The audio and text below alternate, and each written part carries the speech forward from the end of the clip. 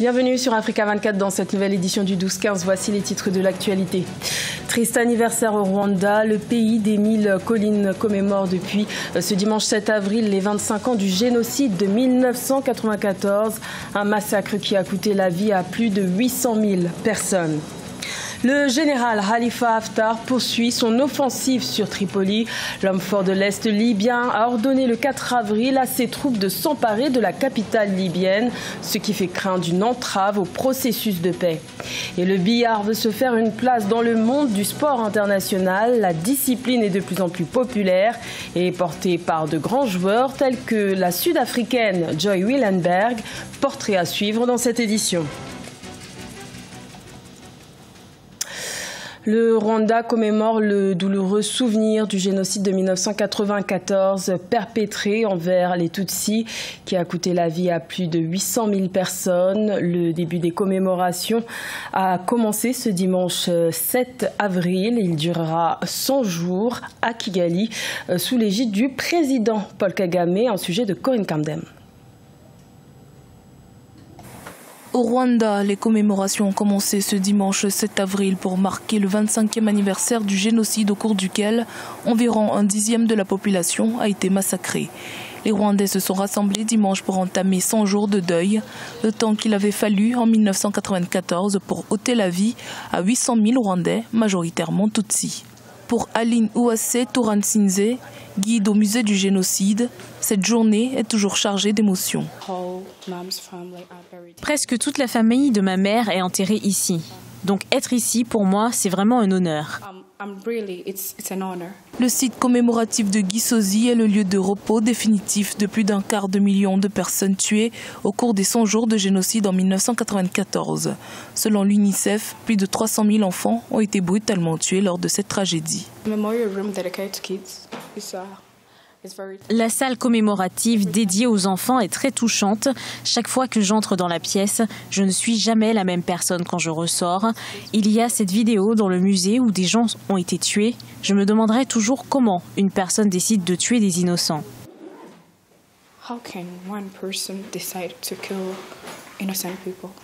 Après la fin des massacres, les communautés détruites ont dû se reconstruire, les survivants revenant parfois habiter à côté des complices du meurtre de leur famille. Le président rwandais Paul Kagame déposera une gerbe de fleurs sur le site du mémorial du génocide de Gisozi. La cérémonie marque le début d'une semaine d'événements en l'honneur des victimes. Et pour marquer le lancement officiel du deuil qui durera 100 jours, une marche a été organisée à Kigali, ce 25e anniversaire du génocide de 1994, met à l'honneur la génération post-génocide, comme nous l'explique notre correspondant sur place, Fratenda Keisenga. À l'occasion de la 25e commémoration du génocide perpétré contre les Tutsis au Rwanda en 1994, les activités de commémoration se poursuivent et ce dans tous les villages du pays. Nous sommes ici à Kigali où se tient la marche dite la marche du souvenir, la marche de la mémoire. Plusieurs personnalités prennent part à cette marche, surtout le président rwandais Paul Kagame, mais aussi les jeunes Rwandais qui pour la plupart n'étaient même pas nés au moment du génocide en 1994. Une très grande responsabilité pour les autorités rwandaises de pouvoir enseigner, de pouvoir éduquer ces jeunes à propos du génocide pour qu'ils puissent perpétuer cette tradition de mémoire. Alors, les activités de commémoration devront s'enchaîner pendant 3 mois jusqu'en juillet, le temps exactement qu'a duré le génocide. Même si pour la plupart des rescapés du génocide, c'est chaque jour qu'il faut faire son devoir de mémoire. Également dans l'actualité, au Sénégal, un nouveau gouvernement composé de 35 membres contre 39 dans l'ancienne équipe a été nommé par le président Macky Sall, investi le 2 avril 2019 pour un second mandat. Une nouvelle équipe où les femmes sont un peu plus représentées et dans laquelle les poids lourds de l'ancien gouvernement ont été gardés malgré quelques changements de portefeuille. Le chef de l'État a décidé de reconduire Mahammed Boun Abdallah Dionne au poste de Premier ministre. Notons que la présidence sénégalaise a récemment annoncé un projet de réforme prévoyant la suppression prochaine du poste de Premier ministre. La tension monte en Libye. Le général Khalifa Haftar a ordonné le 4 avril à ses troupes, l'armée nationale libyenne, de prendre possession de la capitale Tripoli, siège du gouvernement d'union nationale reconnu par les Nations Unies. Un projet qui n'a pas abouti, mais qui fait craindre une entrave au processus de paix. Vinanona. L'armée nationale libyenne, dirigée par le général Khalifa Haftar, a lancé ce jeudi 4 avril une opération visant à s'emparer de Tripoli, où est basé le gouvernement soutenu par les Nations Unies. Il a pris position à moins de 30 km de la capitale, suscitant de fortes craintes d'un embrasement militaire dans le pays. Dans une situation où vous avez des dizaines et des dizaines de chefs de milices qui se disputent le pouvoir, le général Haftar est unique. Il a passé beaucoup de temps aux États-Unis. Cela lui a permis de tirer parti. Il est vu et respecté par certains quartiers, dans la région et dans l'Ouest. Il s'en sert donc pour dire « Écoutez, je ne suis pas l'égal de tous les autres chefs de milice. Il ne se considère même pas comme l'égal du chef du gouvernement internationalement reconnu. » Deux autorités se disputent depuis des années le pouvoir en Libye depuis la chute du régime de Kadhafi en 2011. À l'ouest, le gouvernement d'union nationale établi fin 2015 via un accord de l'ONU. Et à l'est, une autorité rivale contrôlée par l'armée nationale libyenne autoproclamée par le maréchal Khalifa Haftar. Le maréchal a demandé via un message sonore à ses forces d'avancer en direction de Tripoli. L'intention est là, mais je suis plus préoccupé par la capacité et c'est pourquoi je ne suis pas sûr que ces forces soient à la hauteur de la tâche. Je veux dire qu'il a été capable de conquérir une grande partie du sud-ouest. Il l'a fait facilement. Pour Tripoli, par contre, il va faire face à beaucoup de résistance. Nous envisageons donc un conflit long et prolongé, car ces forces visent la capitale, Tripoli. Malgré cette offensive du maréchal Haftar, l'ONU maintient la date de la conférence nationale. Elle a pour but d'aider le pays à organiser des élections législatives et présidentielle. Elle se déroulera à partir du 14 avril. Trouver un logement par le biais d'une application mobile, c'est possible. Au Nigeria, les sociétés PropTech permettent aux acheteurs d'acquérir un bien immobilier grâce à une plateforme en ligne. Néanmoins, le manque de législation constitue un risque pour l'avenir du secteur. Solène Duplessis.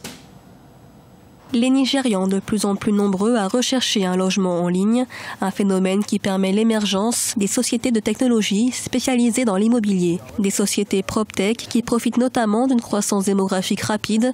L'entreprise Property Pro a mis au point une application pour acheter ou louer une maison. Son cofondateur attribue ce succès à l'essor de l'industrie du téléphone portable dans le pays. Nous avons assisté à un redressement du marché en 2014 lorsque l'utilisation des smartphones a été introduite au Nigeria. En 2013, nous avons publié environ 30 annonces par mois. Maintenant, nous avons aux alentours de 12 à 13 000 annonces par mois sur la plateforme.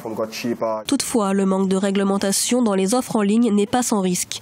Toute personne peut devenir agent immobilier et ce, sans accréditation, leur permettant ainsi de publier de fausses offres sans être sanctionnés. Le principal défi pour les acheteurs est de trouver des biens qui ont réellement été mis en vente par leurs propriétaires.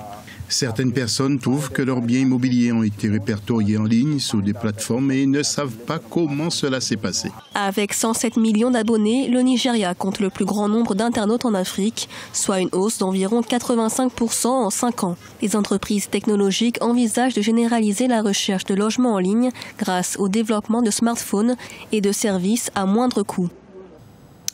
Le billard tente de se faire une place sur la scène sportive internationale. Recalée des Jeux Olympiques de 2020, la discipline compte à nouveau présenter sa candidature au JO de 2024. En attendant, une jeune joueuse sud-africaine du nom de Joy Willenberg en fait la promotion auprès du grand public. Son portrait avec Sharon Camara. À 31 ans, Joy Willenberg s'est imposée sur la scène sud-africaine et internationale en tant que championne de billard, une discipline qui fait de plus en plus d'adeptes sur le continent, si bien que des tournois tels que le championnat All Africa sont désormais organisés. C'est vraiment incroyable de voir à quel point ce sport est important dans les différents pays africains, parce que vous ne vous rendez pas compte de la passion de ce sport. Je veux dire qu'ils applaudissent après chaque coup que vous portez, ils admirent les joueurs sud-africains et vous traitent comme une superstar. Il existe différentes manières de pratiquer le billard, mais la forme la plus courante est le pool américain à 8 balles. Joy Willenberg doit d'ailleurs participer au championnat du monde aux États-Unis durant cette année 2019. Et lorsqu'elle n'est pas en compétition internationale, elle s'exerce avec d'autres passionnés de billard. Je me rends compte que lorsque vous jouez contre quelqu'un, vous êtes juste en train de jouer amicalement et vous aimez vraiment ce jeu. C'est ce qui vous retient, c'est cette passion que vous avez pour le jeu que vous ne pouvez expliquer. Les gens essaieront de vous éloigner du billard, mais cela vous rend heureux et c'est tout ce qui compte. Malgré la popularité croissante de ce sport, le billard reste encore relativement méconnu en Afrique du Sud, où le manque de sponsors est le plus grand défi auquel les joueurs sont confrontés. De nombreux joueurs comme Joy Willenberg doivent encore concilier travail du jour, vie sociale et pratique régulière, ce qui peut s'avérer difficile. C'était le journal de la rédaction. Merci de l'avoir suivi. L'information continue sur Africa 24.